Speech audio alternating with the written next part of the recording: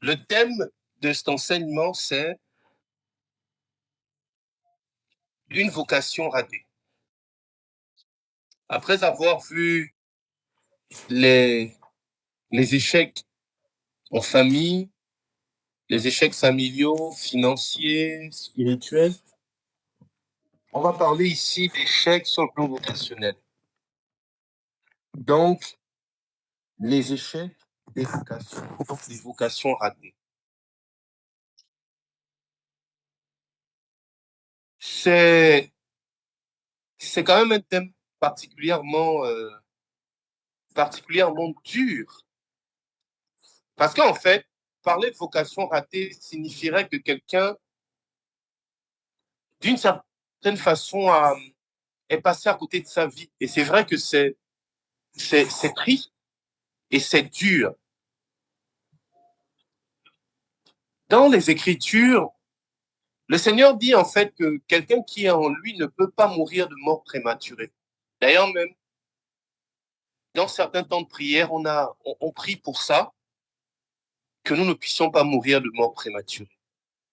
Ça veut dire que c'est possible en fait que quelqu'un puisse mourir à un temps qui n'était pas le sien. Et moi, quand je parle de mort ici, je ne parle pas que de mort physique. C'est possible en fait de rater sa vie. C'est possible en fait de passer complètement à côté du plan de Dieu pour soi-même. Et souvent, on ne peut pas se l'avouer, on ne veut pas se l'avouer, ou on ne veut pas le dire à l'autre, parce que le dire, c'est finalement plonger l'autre ou nous plonger nous-mêmes dans une espèce de malheur. Bien aimé, nous allons voir aujourd'hui que, en réalité, lorsque Dieu nous crée, lorsque nous venons au monde, le Seigneur met en nous un certain nombre de capacités, un potentiel, et il nous recommande un chemin sur lequel, en réalité, il y a notre bonheur, mais aussi notre accomplissement. Et nous pouvons passer à côté, justement, de ce bonheur, passer à côté de cet accomplissement à cause d'un certain nombre d'éléments. Le mot vocation vient du latin vocatio, qui signifie l'action d'inviter, qui signifie action d'appeler. Et donc, la vocation, c'est ce que dit le catéchisme de l'Église catholique. La vocation, c'est un appel personnel de Dieu à la vie. Ou encore, une mission spécifique que Dieu nous attribue pour bâtir le monde. La vocation est un appel divin. La vocation, c'est vraiment cet appel de Dieu pour une mission pour bâtir le monde, une mission épanouissante pour nous-mêmes, dans laquelle nous participons finalement à l'épanouissement du monde, nous participons au grand projet de Dieu, nous participons finalement à la construction de notre propre vie et de celle des autres. C'est ça la vocation. Dans le livre de Genèse au chapitre 12, le verset 1, Dieu appelle Abraham. Il dit, Abraham, quitte la maison de ton père, va dans le pays que je te montrerai. Et comme ça. Dieu appelle Abraham. Ça s'appelle une vocation. C'est-à-dire que Dieu invite Abraham à prendre un chemin. Et Dieu sait que sur ce chemin, il y a son bonheur, il y a l'accomplissement, l'épanouissement d'Abraham. Si Abraham n'avait pas pris le chemin que Dieu lui demande de prendre, Abraham aurait pu rester chez son père. Il ne manquait de rien, il vivait normalement, il était en famille, il était heureux, mais il ne se serait pas accompli dans le bonheur et la mesure de ce que Dieu aurait voulu pour lui, qui finalement est plus grand, est plus grand que ce que lui-même il aurait imaginé. Abraham ne savait pas forcément un jour qu'il serait le père d'une multitude de personnes, tant sur le plan physique, donc de l'ADN, du sang, que sur le plan spirituel. Abraham ne le savait pas. La vocation, C'est véritablement cette réalité de l'homme qui choisit un chemin de vie ou qui rentre dans un chemin de vie et qui va finalement le définir en tant que personne. Lorsqu'on demande à une personne qui est le padre, padre Pio de Pietrelcina, on le définit aussi par sa vocation. Lorsqu'on demande, on pose la question qui était, par exemple, Omar Bongo, on le définit par sa vocation, il était président. Lorsqu'on demande qui était Mère Teresa, on la définit aussi par sa vocation.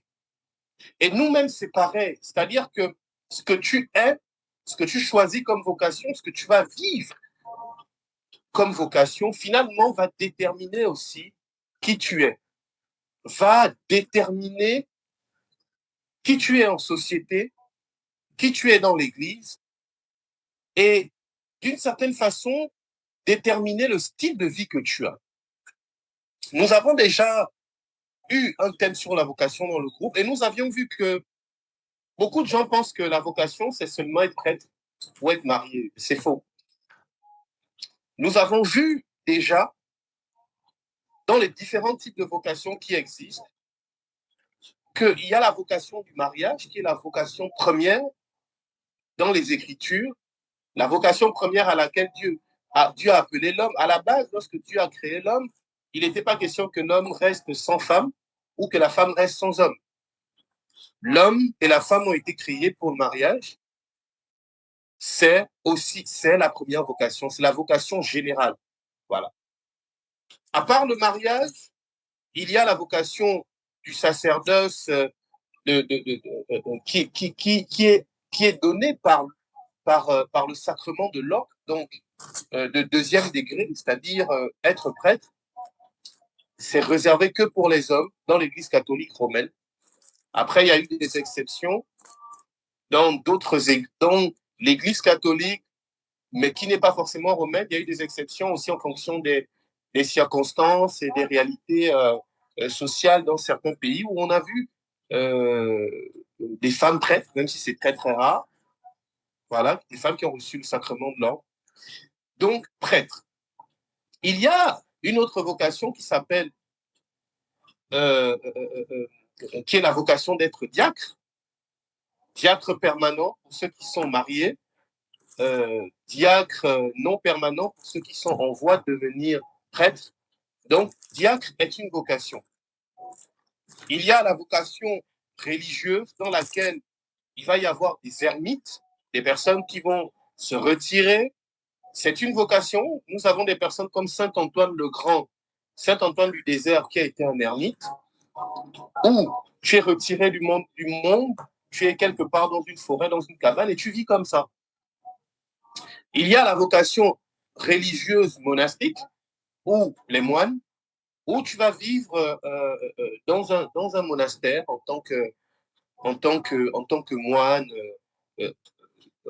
en étant religieuse, en étant... Voilà. Il y a la vocation de frère. Effectivement, en étant en monastère, tu peux être frère. Il y a une autre vocation des vocations qui vont être liées à la consécration privée. Par exemple, nous avons Sainte Philomène. Sainte Philomène a fait une consécration privée où elle a promis au Seigneur d'être célibataire, vierge, pour toujours, en tout cas toute sa vie.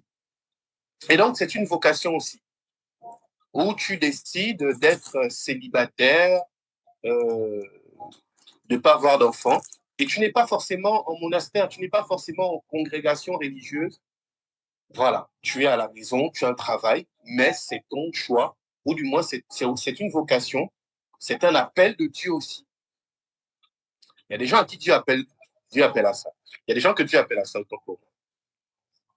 Être veuf sans remariage est une vocation aussi. Voilà, il y a des personnes, Dieu les appelle, après s'être mariés, Dieu les appelle justement, leur mari va mourir, leur femme va mourir, à être veuf. C'est aussi un appel de Dieu. C'est une vocation.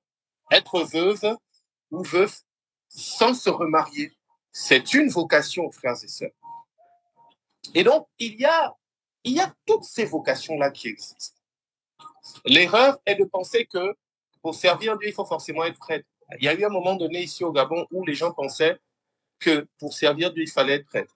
Voilà, c'est aussi lié un peu à la mentalité coloniale, c'est-à-dire que lorsque le christianisme est arrivé dans les pays d'Afrique, Gabon, Côte d'Ivoire et tout ça, les prêtres, c'était les Blancs. Et c'est vrai que dans la mentalité coloniale, il y avait ce truc de les serviteurs de Dieu, c'est nous. Voilà. Et les Noirs étaient à l'époque des exécutants, mais après, derrière, c'est vrai qu'il y avait aussi la manipulation de l'homme. C'est pas l'enseignement de l'Église, mais c'est une mentalité qui, malheureusement, a eu du mal à être effacée. C'est-à-dire penser que pour servir Dieu, il faut être prêtre. C'est faux. Hein? C'est faux ou religieux, c'est faux. En fait, nous avons un sacerdoce, c'est ce que disent les Écritures, nous sommes un sacerdoce royal, une nation choisie pour adorer Dieu. Tout le monde est créé et chaque vocation, autant qu'elles existent, existe pour rendre gloire à Dieu. Ça, il faut le savoir. Et finalement, pour servir Dieu, nous sommes un peuple de serviteurs de Dieu. C'est d'ailleurs pourquoi, dans notre baptême, nous sommes configurés à la triple onction du Christ. Et Jésus, par définition, est serviteur. Voyez, donc, serviteur de Dieu pour ses frères. Et nous sommes aussi, nous aussi, serviteurs de Dieu pour nos frères dans les vocations qui sont les nôtres, dans les différentes vocations qui sont les nôtres et qui finalement se complètent parce que nous sommes membres du corps du Christ, chacun pour sa part. Alors, il y a des personnes qui sont appelées à être veufs sans remariage, mais qui vont s'amuser à devenir prêtres. Il y a des personnes qui sont appelées à être religieux ermites, mais qui vont s'amuser à être religieux, mais rester en monastère. Qui vont, enfin, quand je dis s'amuser, s'il vous plaît, prenez pour premier degré, hein, c'est pour que ce ne soit pas trop professoral et que dans notre enseignement, on ait aussi un peu le sourire. Et donc, il y a des personnes qui vont se marier alors qu'elles sont appelées par le Seigneur à être moines ou à être diacres. Il y a des personnes qui se marient, qui sont appelées à être diacres permanents, mais qui ne deviennent pas diacres permanents. C'est comme il y a des personnes qui sont appelées à être prêtres, mais qui se marient, ou des personnes qui sont appelées à vivre une consécration privée. Il y a des gens comme ça. Hein. Il y a des femmes comme ça, des hommes comme ça. C'est-à-dire, Dieu t'appelle à une consécration privée. C'est-à-dire, tu es une femme, tu travailles, tu es à la maison, mais il t'appelle à ne jamais te marier, à faire toi-même ta propre consécration devant le Seigneur pour dire, je vais prier toute ma vie que pour les prédicateurs, je vais au travail, je vis ma vie normale, mais je ne me marie pas, je n'ai pas d'enfant. Ma consécration, c'est je vais prier pour les prédicateurs ou faire des œuvres de charité. Il y a des gens comme ça. Mais après, c'est vrai que malheureusement, dans beaucoup de pays et beaucoup de catholiques ne sont pas au courant qu'il y a toutes ces vocations qui existent. Et donc, finalement, on réduit, il y a eu la journée des vocations dimanche, on réduit la vocation au fait d'être prêtre ou à se marier. C'est faux, bien aimé, c'est très, très faux. Voilà. Et donc, nous allons voir ensemble dans cet enseignement, et c'est un enseignement qui est relativement long, je me suis rendu compte que finalement, on ne pourra pas le faire en une seule fois. Donc, je vais le commencer aujourd'hui, mais on ne va pas le finir. Nous allons voir, en fait, les différents cas de vocation ratée, les causes, les conséquences, et comment, justement, nous pouvons approcher, quelles sont les solutions que nous pouvons proposer pour, comment dire, pour notre salut, pour notre propre salut. Parce que le but, ce n'est pas de désigner ces vocations ratées-là, de désigner les circonstances. Le but, c'est de sortir de ça et, en enfant de Dieu, de retrouver une vie plus épanouissante dans laquelle nous allons rentrer dans le plan de Dieu. Voilà. Amen. Amen. Donc, s'il vous plaît, mes frères et sœurs, vous qui avez des amis peut-être qui s'apprêtent à être prêtres ou religieux à se marier, si ils ne sont pas faits pour, ne vous taisez pas, il faut le leur dire. Mais bon, ça c'est une autre affaire parce qu'après il faut discerner et puis on va te dire, ah, mais qui es-tu pour discerner? Est-ce que tu... Enfin, en tout cas, si vous savez, Dieu vous a dit au moins, il faut lui dire pour qu'ils ne disent pas après qu'ils ne savaient pas ou qu'elles ne savaient pas. Premier cas de vocation ratée. Nous pouvons voir dans le premier livre de Samuel, au chapitre 15, le verset 8 à 9, nous voyons un Samuel qui est roi d'Israël. Il a reçu l'onction par un Saül, autant pour moi. Il a reçu l'onction de la part de Samuel. Saül est le premier roi d'Israël, le premier. Et Saül, qui reçoit l'onction et qui devient roi d'Israël, c'est une vocation, bien sûr. C'est une vocation. Il faut savoir qu'en Israël, il y avait ces différentes vocations-là où on pouvait être prophète, où on pouvait être roi, où on pouvait être prêtre. C'est des vocations à l'époque. Hein. Aujourd'hui, c'est un peu différent. Mais bon. Et Saül, qui a cette vocation d'être roi, va désobéir à Dieu. Le Seigneur va lui dire dans Samuel 15, va combattre les tel peuple, fais comme ça, détruis, tue les bêtes, tue le roi et tout ça. Saül ne va pas le faire. Saül va se rendre compte que il va pas tuer le roi, il va se rendre compte que les troupeaux sont bons, c'est de la nourriture, il ne va pas le faire. Et à cause de ça, Dieu va être en colère contre Saül. En gros, Saül va passer à côté de sa vocation parce qu'il va mal la vivre. Le premier cas de vocation ratée, c'est d'être sur le chemin que Dieu a prévu pour nous, mais de mal le vivre. Un exemple, tu es prêtre de Jésus-Christ. Tu es appelé à être prêtre. Mais toi, tu vas te cacher dans un village pour aller doter la femme d'autrui. Mais tu es prêtre. Hein. Les gens savent que tu es prêtre. D'ailleurs, même il y a des familles où ils acceptent ce genre de choses-là. C'est dommage pour vous, n'acceptez pas ça. Voilà. Si vous êtes dans des familles comme ça, il ne faut pas accepter ça. Il ne faut pas accepter ce genre de choses. En tout cas, soyez le canard boiteux qui dit non à ça. Lorsque tu es prêtre de Jésus-Christ et que tu décides quand même d'aller faire un enfant, il faut que tu saches que tu vis une vocation ratée. Parce que tu es sur le chemin que Dieu a voulu pour toi, mais tu es en pleine désobéissance. Lorsque tu es marié et que tu trompes ta femme, en fait, tu es en train de vivre une vocation ratée. C'est-à-dire que tu es en train de vivre autre chose que ce qui est prévu dans ta vocation. Tu es appelé à être ermite. Et tu es en ermitage, hein, un peu comme le vieux père Daniel, hein, tu es en ermitage quelque part, dans une maison, une petite maison, et après tu décides,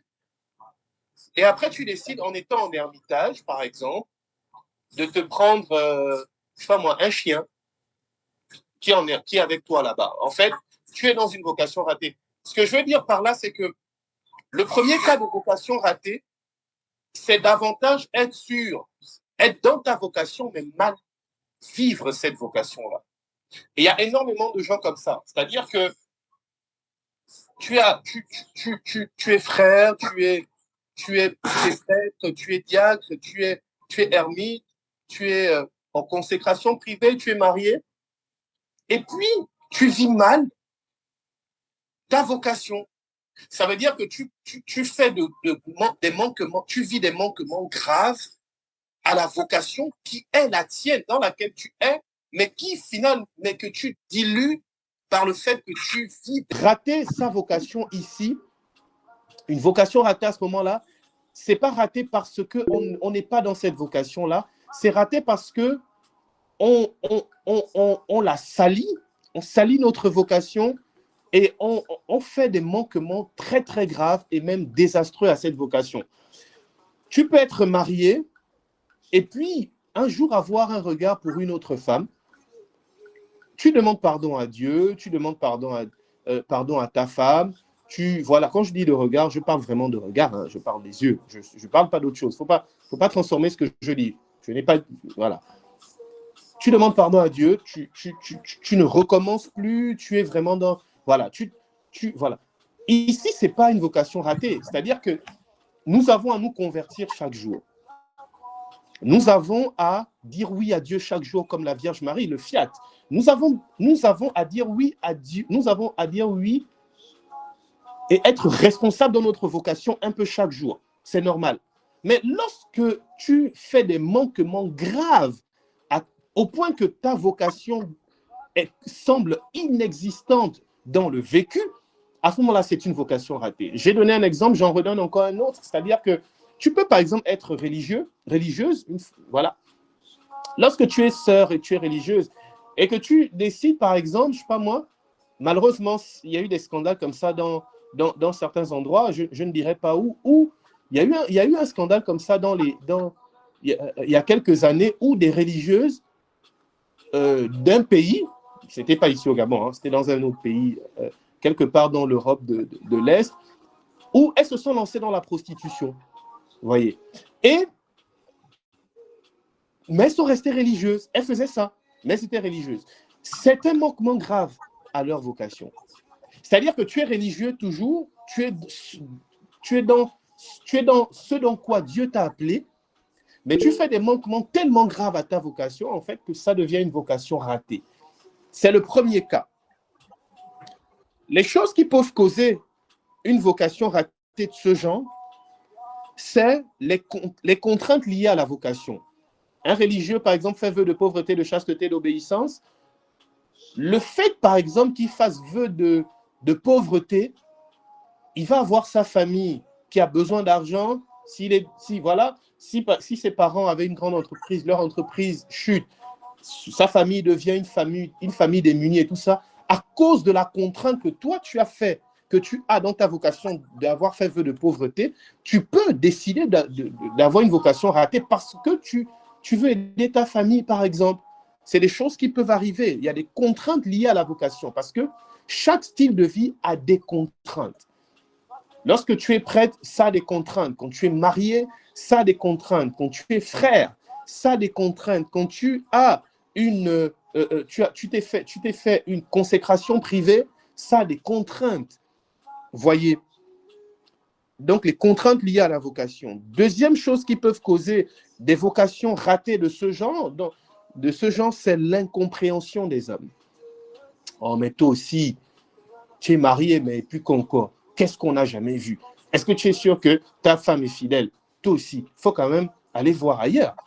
On ne sait jamais. Vous voyez, il y a véritablement l'incompréhension des hommes qui, des fois, ne comprendront pas les exigences de la vocation. Parce qu'il faut savoir aussi que l'Église, aujourd'hui, est une lumière dans le monde. Pourquoi? Parce que nous montrons au monde un certain nombre de valeurs et de vertus pour que les hommes ne sombrent pas dans, j'ai envie de dire, cette espèce de vérité relative dans laquelle on pense que tout est bon à partir du moment où on le décide. Voilà. Et donc, l'incompréhension des hommes. Oh, mais tu es religieux, c'est vrai, mais tu peux rien, toi aussi, tu peux quand même faire de l'argent pour aider ta famille. Il n'y a pas de mal à ça. Et notre bonne religieuse va se retrouver à, je sais pas moi, à vendre, à ouvrir un magasin d'habits et puis à vendre ces habits-là, à être tellement absorbée par ça qu'elle ne prie plus, alors qu'elle est censée prier pour les âmes du purgatoire, par exemple. Donc, l'incompréhension des hommes. Une chose qui cause aussi ces vocations ratées-là, c'est les scandales dans l'Église. Les scandales dans l'Église. Le fait que quelqu'un d'autre vive mal sa vocation à côté de toi peut te pousser à toi mal vivre ta vocation, à te décourager. Le fait que tu vois, par exemple, que ton curé de paroisse a dérogé à son devoir de chasteté et puis a peut-être mis enceinte au fin fond d'un village quelque part quelques-unes de ses paroissiennes, toi, en tant que marié, tu peux te dire, mais ça ne sert à rien pour moi de ne pas faire la même chose. Si mon responsable spirituel fait ça, c'est que je peux le faire aussi. Donc, il y a ces scandales-là qui le font aussi. Toi, homme, tu as par exemple ta sœur qui est mariée à l'église, et puis ta sœur qui est mariée à l'église, tu te rends compte qu'elle manque de respect à son mari tout le temps. Mais toi, tu peux te dire, mais si ma sœur manque de respect à son mari tout le temps, ben c'est que quelque part, je peux aussi, et que son mari ne fait rien, je peux aussi rentrer dans ça. C'est-à-dire que les scandales dans l'église peuvent pousser à ça. Pourquoi? Parce que les gens ont un regard particulier sur tout ce qui concerne l'église, sinon tout ce qui concerne les vocations chrétiennes. Pourquoi? Parce que, comme je le disais tout à l'heure, nous sommes la lumière du monde. Donc, il y a quand même nous avons ce devoir d'être exemplaire, vous voyez, d'être exemplaire. L'une des choses qui peuvent causer, une des choses qui peut causer aussi ces vocations ratées là, des vocations ratées de ce genre, c'est la mondialisation. Et la mondialisation vient avec une philosophie, le relativisme, c'est-à-dire que je suis prêtre, je suis moine ermite, par exemple. Je vais quand même me prendre une petite tablette pour de temps en temps jouer à Candy Crush. Vous voyez, la mondialisation, c'est pas si grave que ça. Voilà. Oui, c'est vrai, je suis peut-être, je suis veuf, mais être veuve, je me remarie pas, ok, mais rien n'empêche que, bon, je fasse un peu comme on fait ailleurs, par exemple, ou de temps en temps, je vais déroger à ma chasteté en allant voir un autre veuf, mais on ne va jamais se marier. Vous voyez? Et donc, quand je parle de mondialisation, il y a vraiment ce relativisme là où on se dit rien n'est foncièrement mauvais. Et puis, Dieu peut comprendre. Enfin, je ne tue pas quelqu'un quand je fais ça. Je ne tue pas quelqu'un. Bien aimé, ça peut nous pousser à ces choses-là. Je le dis comme ça, mes frères et sœurs, c'est des réalités qui font énormément de ravages. Il y a énormément de vocations ratées de ce genre. Des hommes mariés, des femmes mariées, des sœurs, des religieux, des religieuses, des prêtres, qui sont dans ça. C'est-à-dire que on est sur le chemin que Dieu a voulu pour nous, on a fait le bon choix, c'est le chemin de notre bonheur, c'est notre chemin de sanctification, mais on va mal le vivre. C'est-à-dire qu'on va faire des manquements tellement graves à notre vocation que ça va devenir une vocation qu'il valait même mieux ne pas vivre. Parce que ça devient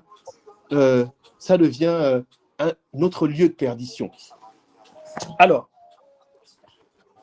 les conséquences de ce genre de vocation ratée, ça va être la destruction de ce que nous avons construit nous-mêmes. Mon frère, ma sœur, tu es marié parce que tu vois les autres battre leurs femmes. Voilà. C'est un manquement grave à la vocation du mariage et à l'amour que tu as juré à ta femme à l'église. Tu la bastonnes, tu la frappes. Frère, en faisant ça, tu détruis ta famille. Après avoir détruit ta famille, tu détruis ce que tu as construit toi-même. Tu détruis ta relation avec tes enfants. Tu détruis ta relation avec ta femme. Et finalement, tu es dans la destruction de ce que tu as construit toi-même. Et c'est pareil pour une religieuse. C'est pareil pour un veuf. C'est-à-dire que ce que tu as construit, tu le détruis toi-même en agissant de cette façon-là. Tu détruis ce que tu as construit toi-même. Et ce que tu as construit qui est beau, qui est un témoignage et qui même fait ton épanouissement, tu le détruis toi-même. Frère, vivre mal sa vocation, c'est détruire ce qu'on a construit nous-mêmes. Tu ne peux pas avoir fait 7 ans au séminaire pour faire tes années de philosophat et de théologie, et puis au final, tu te retrouves à, je sais pas moi, à être un mauvais prêtre. Mais quand toi-même tu deviens un mauvais prêtre, tu détruis ce que tu as construit. Tu es censé bénir les âmes, tu es censé, tu es pasteur. Voyez, si tu es curé de paroisse surtout, tu es pasteur. Donc tu es censé construire une communauté, édifier le corps du Christ par l'enseignement, par l'exemple. Et donc, quand tu agis de cette façon-là, quand tu fais des manquements graves à ton sacerdoce, en fait, tu détruis ce que tu as construit toi-même. Donc, tu détruis ta propre vie. Une autre conséquence, c'est le contre-témoignage. Tu es marié depuis 30 ans à l'église, tu as formé d'autres couples mariés, tu es un exemple, ta vie bénit les autres, ton exemple bénit les autres, tu es une référence, et puis tu décides d'être le bourreau de ta femme en la trompant avec 5 femmes différentes. C'est un manquement grave à l'amour. Lorsque tu rentres, et pire, tu décides et même de la tromper avec une de ses amies dans l'église. Lorsque tu fais ça, frère, c'est un contre-témoignage. Et la conséquence du contre-témoignage, c'est quoi? Ah, mais si ceux-là qui sont chrétiens font ça, ceux-là qui sont plus chrétiens que nous font ça, qui sommes-nous? Voyez. Mes frères et sœurs, je vois beaucoup de ça. Il ne faut pas suivre. Et vous savez que c'est vrai, on voit beaucoup ça. Combien de fois des frères et des sœurs dans l'église nous donnent des conseils qui n'ont rien à voir avec la parole de Dieu, mais parce qu'on baigne dans cette atmosphère de contre-témoignage, ça devient normal. Frère, le contre-témoignage envoie en enfer. Je ne sais pas si vous saviez ça. La Bible dit, c'est Jésus qui dit, malheur à celui qui va faire tomber un de ses petits. Malheur. Ok. Une chose que va causer aussi une vocation ratée de ce genre, c'est le regret. Le regret de ne pas, de vivre dans ça. Et finalement, ça peut être un regret, une tristesse qui emmène à la mort. Qui emmène à la mort. Il y a eu, malheureusement, très malheureusement, des gens qui se sont suicidés, des personnes qui se sont, j'ai envie de dire, des personnes qui se sont ôtées la vie, même socialement, parce que justement, ils ont été dans des vocations ratées. Ils ont été dans des vocations ratées. Et si l'on s'enfonce de plus en plus dans la désobéissance à Dieu et qu'on rétrograde de plus en plus en demeurant dans cette vocation ratée, sans rien faire, sans rien changer, c'est-à-dire que tu continues d'être adultérin, tu continues, toi prêtre par exemple, de ne pas te convertir alors que tu vas manquer à ton devoir de chasteté ou même à ton devoir de pauvreté, toi qui es religieux, toi qui es veuf, tu vas manquer à ces devoirs-là aussi. Toi qui es censé être ermite ou moine, à ces devoirs-là aussi. Si tu demeures là-dedans, en fait, tu es en train de te condamner toi-même à l'enfer. Jusqu'à présent, je pense que nous sommes tous chrétiens ici et nous savons que l'enfer existe. Je veux dire, le débat, on peut le faire avec d'autres personnes, mais entre nous, on ne peut pas faire ce débat-là. Nous croyons que l'enfer existe et que l'enfer a été fait pour Satan et ses anges, pas pour nous. Malheureusement, il y a des hommes qui font le choix de suivre Satan et ses anges en enfer en décidant de continuer de vivre cette vocation ratée. C'est-à-dire s'enfoncer de plus en plus. Et on trouve même des fous, excusez-moi, parce que c'est de la folie. On trouve des fous, moi j'ai vu ça dans une émission en Europe, des personnes mariées à l'église qui décident de rentrer dans l'échangisme, c'est-à-dire qu'ils se sont tellement trompés déjà qu'en fait c'est plus suffisant, ils veulent enfoncer le clou, ils rentrent dans l'échangisme. Frères et sœurs, ça peut te conduire en enfer. Une vocation dans laquelle tu es et pourtant qui est la tienne. qui est la voie de ton bonheur, sinon la voie de ton épanouissement. Même si c'est aussi la voie de ton chemin de croix, puisqu'on se sanctifie dans la vocation pour ressembler à Christ. Amen. Amen. Ok. Rita, ce que j'ai dit est clair ou bien tu sens qu'il peut y avoir des questions? C'est très, très clair. Ça t'édifie un tout petit peu quand même. Bien même. Super. Alors, deuxième type de vocation ratée, et je sais que c'est là où, c'est ce que beaucoup d'entre nous... Ah non, non, non.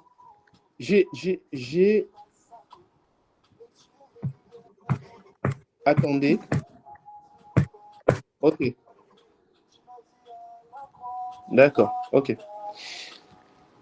Le conseil, sinon les conseils pour les personnes qui sont dans des vocations ratées de ce genre. Les conseils pour ceux qui sont dans des vocations de ce genre. Ok.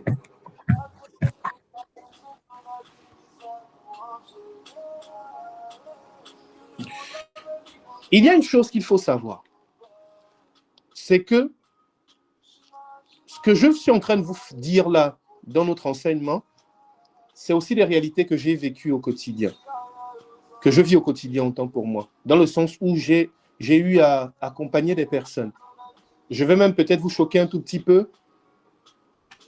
J'ai eu à écouter des frères, sœurs mariés, frères, sœurs religieux, frères, sœurs prêtres, qui, justement, ont été dans des situations de ce genre.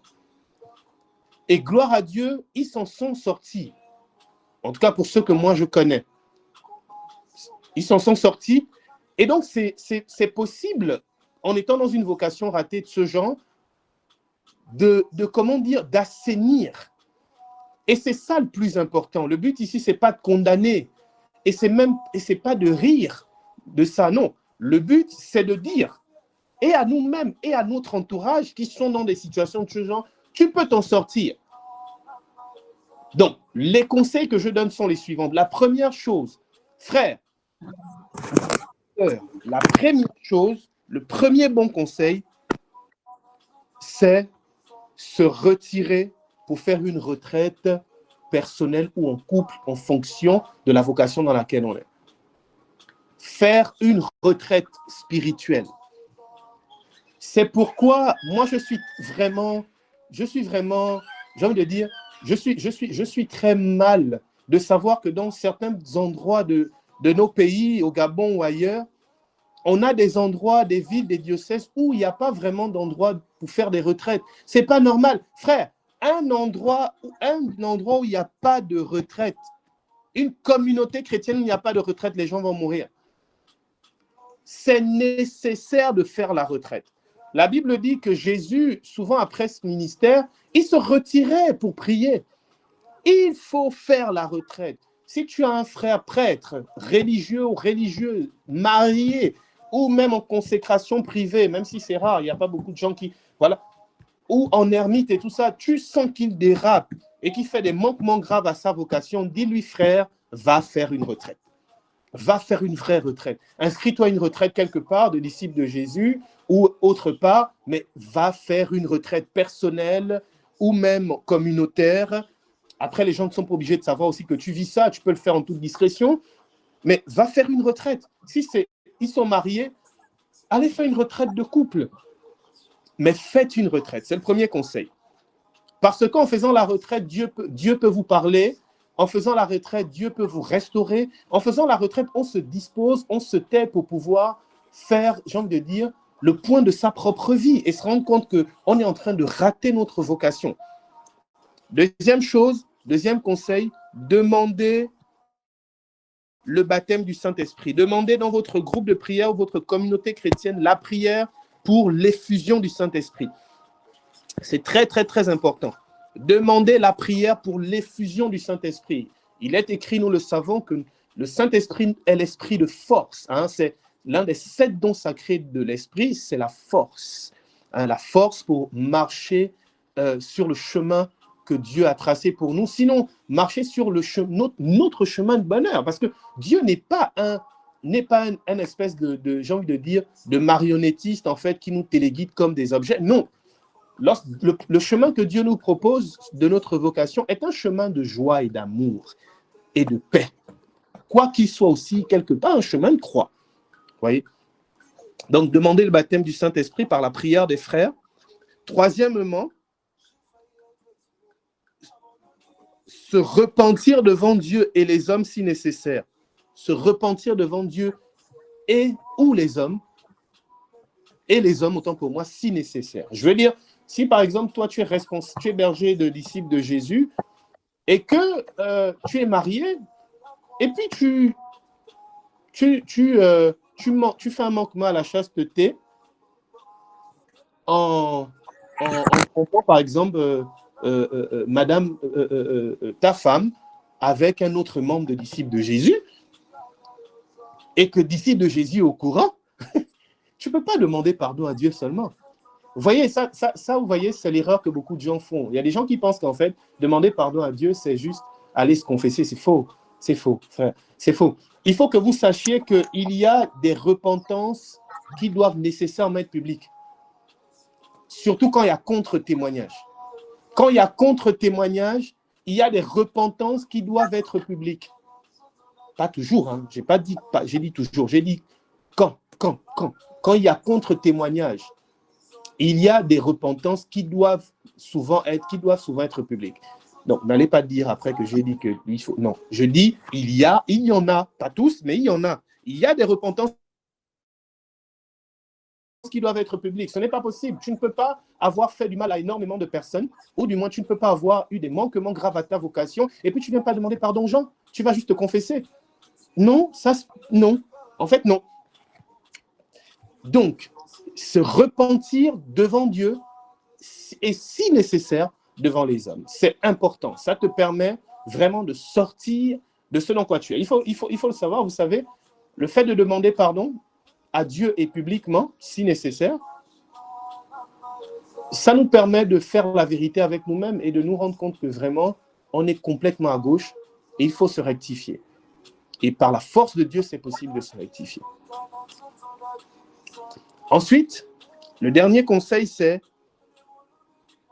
après t'être repenti, c'est continuer la course, quel que soit ce que tu ressens et quel que soit ce que tu penses. Et une fois que tu as demandé pardon à Dieu et que tu es sorti de cette façon de vivre ta vocation-là et de la rater,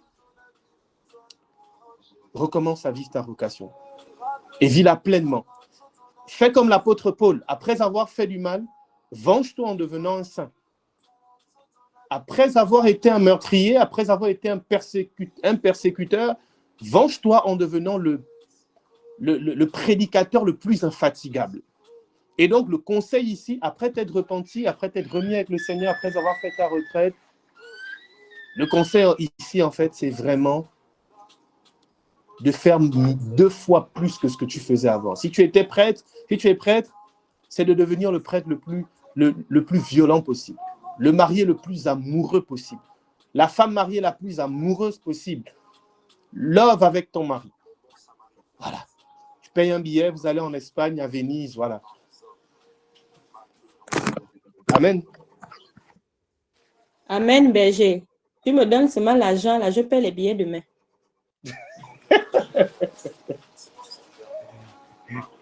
Et donc, nous avons ici le premier cas de vocation ratée. Le deuxième cas de vocation ratée, c'est l'histoire de Jonas. Jonas, Dieu l'appelle à être son prophète et à aller convertir Ninive. D'aller convertir Ninive. Jonas refuse, il prend un autre chemin. Il dit non, Seigneur, moi, je ne veux pas ce chemin-là. Le chemin que je veux, c'est le chemin de la prospérité. Je veux un autre chemin, je pars. Et donc, le deuxième type de vocation ratée, c'est se tromper de vocation. Ou prendre une vocation, rentrer dans une vocation différente de celle que Dieu nous a proposée. Quelqu'un qui devient prêtre alors qu'il était appelé à être marié. Voilà. Quelqu'un qui se marie alors qu'il était appelé à être religieux. Quelqu'un qui devient diacre permanent alors qu'il était appelé à faire sa consécration privée. Quelqu'un qui devient ermite alors qu'il était appelé à être je sais pas moi, à être un bon père de famille, un bon mari. Voilà. Il y a énormément de gens qui sont dans ces cas-là, qui sont à des places où ils ne devraient pas être, malheureusement. Il faut savoir que c'est vrai, hein, ce que je dis. Et malheureusement, lorsque tu te retrouves dans une situation comme ça, tu peux te retrouver à être agent de Satan et être dans une espèce de dépression qui va durer des années parce qu'en fait, tu es quelque part où tu ne devrais pas être. Ce n'est pas ta place. Mais tu y es pour une raison ou pour une autre. Qu'est-ce qui peut causer le fait que quelqu'un il devient prêtre alors qu'il n'était pas appelé à ça? Il se marie alors qu'il n'était pas appelé à ça. Elle devient religieuse, elle n'était pas appelée à ça. Il devient, je sais pas moi, il devient ermite, donc religieux ermite, alors qu'il n'était pas appelé à ça. Elle devient, elle fait une consécration privée. Elle n'était pas appelée à ça. Qu'est-ce qui peut causer ça? Ce qui va causer ça, la première chose, ça peut être la cupidité. La cupidité. Si je deviens prêtre, est-ce que je ne pourrais pas être riche? Non, pourquoi je vais devenir prêtre? Non, moi je vais rester comme ça parce que il faut que je devienne un grand commerçant. La cupidité. C'est-à-dire que tu sacrifies ton propre bonheur pour de l'argent. Et frère, généralement, quand je parle de cupidité ici, il s'agit de quelqu'un qui, au fond de lui, il sait que il est appelé à ça, ça fait son bonheur, il veut ramener les âmes, il veut administrer les sacrements. Et dans son cœur, ça brûle, c'est son bonheur. Mais parce que il idolâtre l'argent, il rentre dans la cupidité, il refuse, voilà. Ou même, il y a des personnes, à cause de l'argent, à cause de la cupidité, elle était appelée à être une bonne religieuse, quelqu'un vraiment qui allait conseiller les gens avec un charisme de conseil extraordinaire, un don de conseil extraordinaire. Elle se retrouve justement à refuser de devenir religieuse. Pourquoi? Parce que, bon, en étant religieuse, il n'y a pas l'argent, il n'y a pas l'âme dedans. Donc, il faut absolument qu'elle devienne une grande femme d'affaires. Elle devient une grande femme d'affaires, mais malheureusement, ce n'est pas son chemin. Il y a des gens qui sont millionnaires, peut-être même milliardaires, mais en fait, ce n'est pas leur chemin. Voilà, donc la cupidité. Une autre chose qui peut causer le fait de se tromper ou volontairement choisir un autre chemin que celui dans lequel on serait véritablement heureux, on aurait véritablement la paix, on serait véritablement épanoui, c'est le regard, l'amour et les orientations des parents. Et il y a des parents, toi aussi, tu es fils unique, tu es fille unique, comment tu veux devenir religieux? Et la descendance, on fait comment? Il y a des gens comme ça, il a vraiment été appelé à quelque chose, mais à cause des parents, non. Il n'a plus, voilà. Après, il faut bien discerner, hein, je veux dire, il faudrait que vous sachiez que cet enseignement, il est donné parce qu'on a déjà fait un enseignement sur le discernement des vocations. Rita, tu te souviens, on avait déjà fait un enseignement sur comment discerner sa vocation, non? On a fait des enseignements. Oui. Voilà. Donc, pour ceux qui sont là pour la première fois, ne vous dites pas que non, on est en train de dire, on est en train de, non, il y a une suite, hein, ça veut dire qu'il faudrait prendre en compte le fait on soit sûr de la vocation qui a déjà été discernée, on sait très bien que c'est ça le chemin, et puis après on fait de cette façon-là. Et donc, le regard et l'amour des parents et les conseils des parents. Parce qu'il y a des parents, malheureusement, qui vont mal conseiller leurs enfants, parce qu'ils vont les conseiller en fonction de eux-mêmes leurs propres intérêts. Il y a des parents comme ça, hein, c'est lui qui décide que non, moi, mon fils doit devenir religieux. C'est-à-dire que l'enfant lui-même, écoutez, on ne décide pas pour un enfant pour ce qu'il va devenir. on conseille, on l'accompagne. Parce que c'est un appel de Dieu. C'est ce que dit le catéchisme de l'Église catholique. C'est un appel de Dieu. Ce n'est pas d'abord la décision d'un parent. C'est un appel de Dieu. On se retrouve malheureusement souvent avec des personnes mariées, des religieux, des religieuses, des prêtres ou des moines qui vivent ces vocations-là parce que c'est leurs parents qui les ont conduits là-dedans, alors que ce n'est même pas leur chemin. Alors que ce n'est même pas leur chemin. Et des fois, ils n'ont même pas voulu, mais à cause du regard, ils l'ont fait. Une autre chose qui peut causer ça aussi, c'est la peur. Il y a des personnes, ils sont rentrés dans une vocation par peur d'échouer leur vie. Ils se sont dit, c'est la meilleure façon de réussir ma vie, c'est de rentrer dans cette vocation. Si je ne deviens pas religieux, comment je vais faire pour manger? Parce que quand je suis religieux, au moins, je mange cadeau, je bois cadeau, je dors cadeau. Je n'ai pas à construire de maison, donc la vie est facile. Il y a des gens qui malheureusement réfléchissent comme ça et donc se retrouvent dans une vocation sans véritablement avoir été appelés. Malheureusement. Voilà. Malheureusement.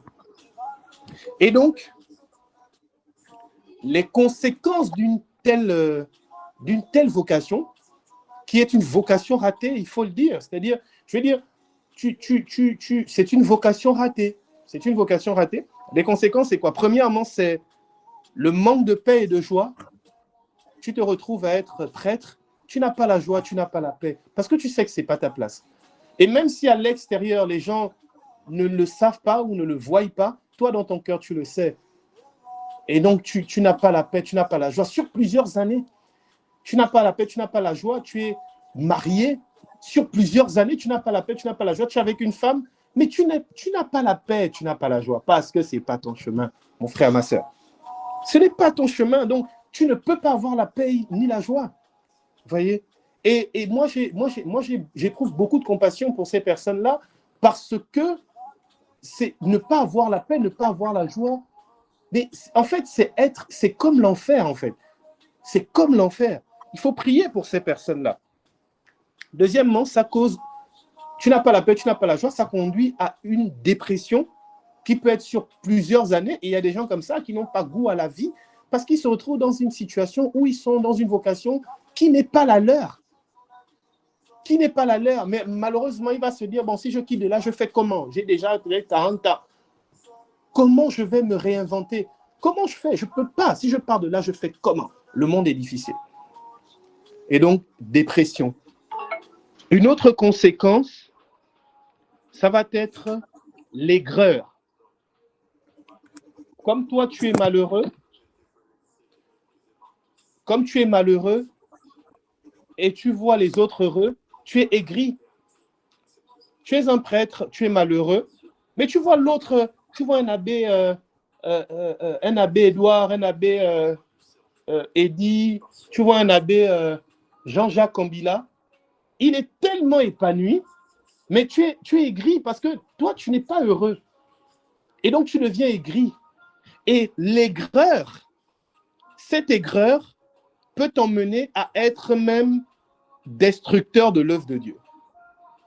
Destructeur de l'œuvre de Dieu. Il y a des gens comme ça, à cause du fait qu'ils soient malheureux, ils veulent faire sentir leur malheur à tout le monde et donc, ils veulent que tout le monde soit malheureux aussi. Et donc, tu peux tomber dans la destruction de l'œuvre de Dieu, c'est-à-dire que tu t'ériges en ennemi de Dieu. Comment? Mais en devenant celui qui va détruire les autres. Comment?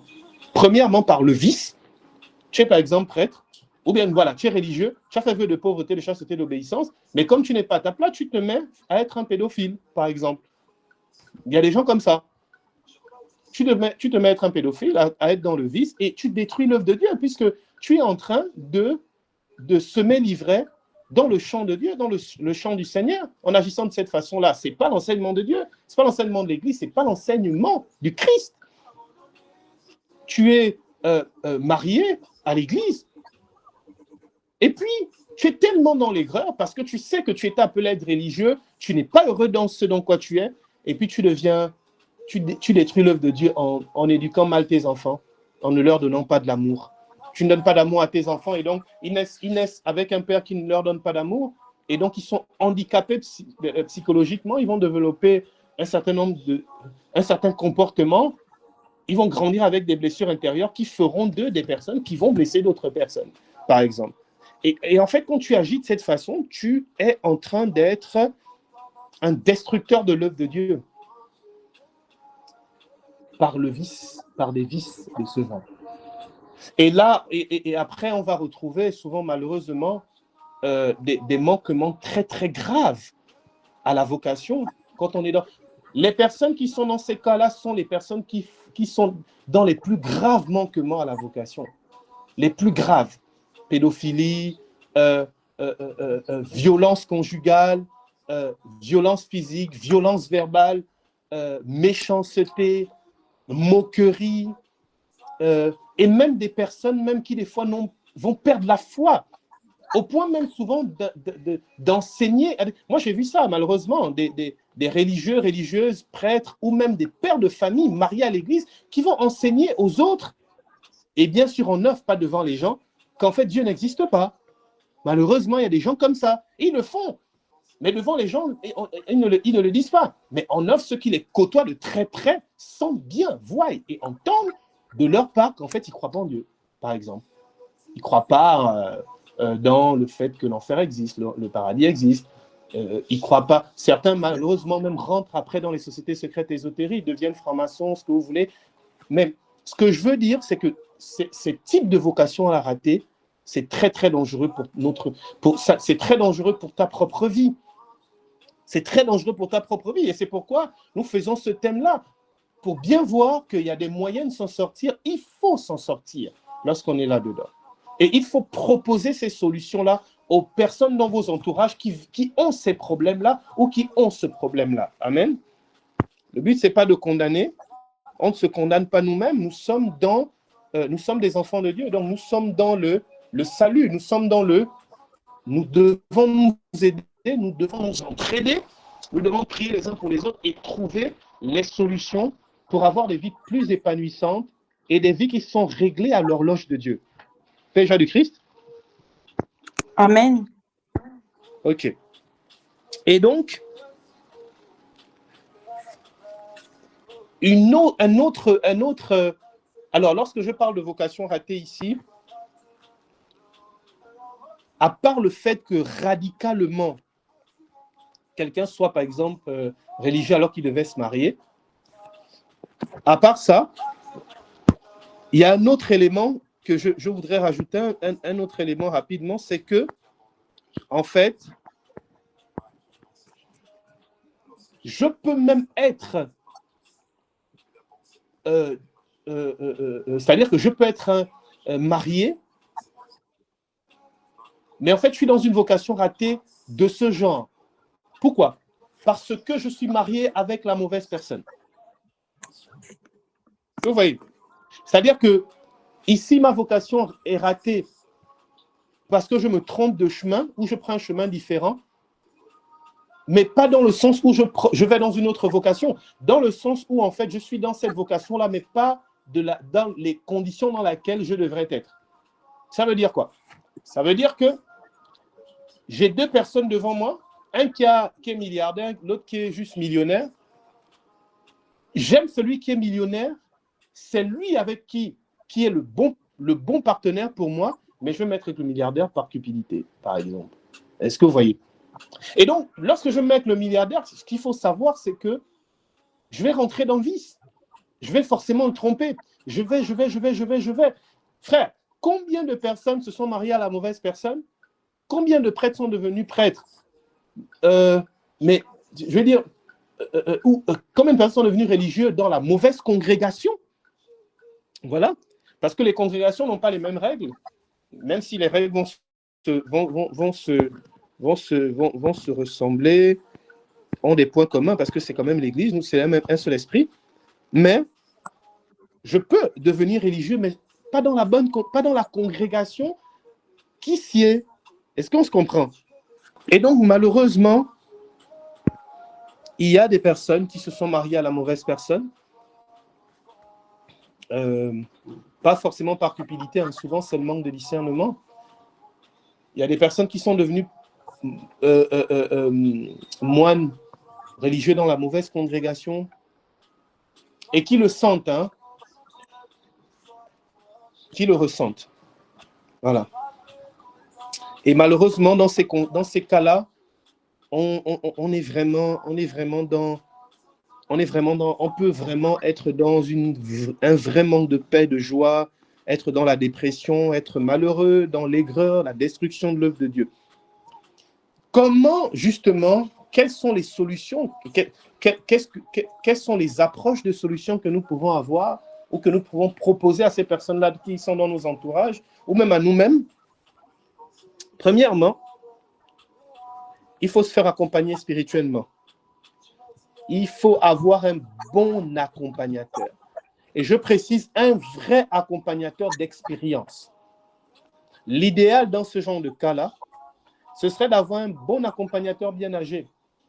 Bien âgé, c'est une façon de parler, c'est pour parler d'expérience. Donc, parce que c'est quand même des moments, c'est des choses délicates, hein. Je veux dire, c'est des choses très, très délicates. Il faut pouvoir, avec ton accompagnateur, déjà discerner, est-ce que tu es dans ce cas-là ou bien c'est juste que tu traverses une crise? Parce que ça existe souvent. Donc, tu peux être dans une vocation, tu peux être marié à quelqu'un, vous traversez une crise. Ça ne veut pas dire que c'est la mauvaise personne. Vous pouvez même traverser une crise depuis 5 ans. Ça ne veut pas dire que c'est la mauvaise personne. Ça ne veut pas dire que tu devais être prêtre, hein, voilà. Donc, être sérieusement accompagné par un bon accompagnateur d'expérience. Et malheureusement, ça tend à devenir une denrée rare. Il y a malheureusement, en tout cas moi perso, hein, de ce que j'ai vu, il n'y a pas forcément beaucoup de bons accompagnateurs d'expérience.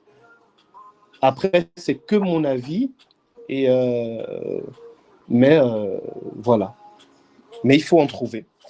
Un bon accompagnateur d'expérience, c'est la première chose. Deuxièmement, avoir un accompagnateur, oui, mais pouvoir se livrer à cet accompagnateur sans se mentir à soi-même et sans lui mentir à lui.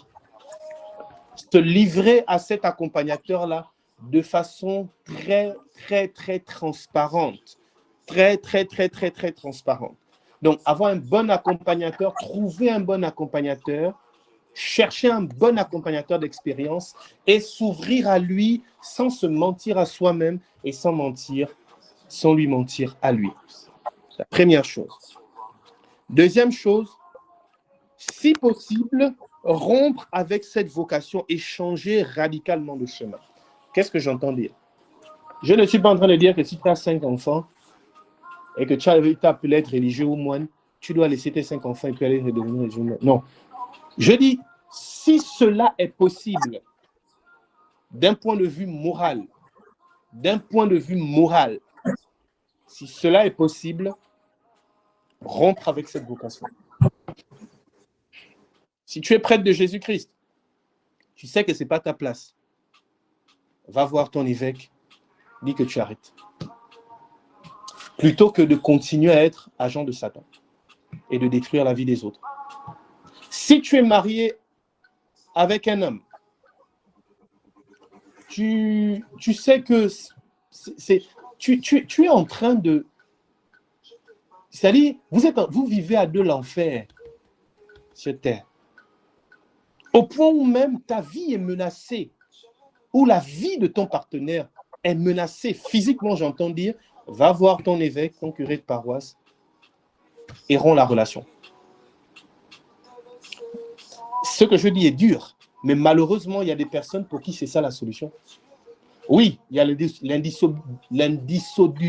l'indissolubilité du mariage. Mais n'empêche que si c'est une question de vie ou de mort, va voir, tu romps.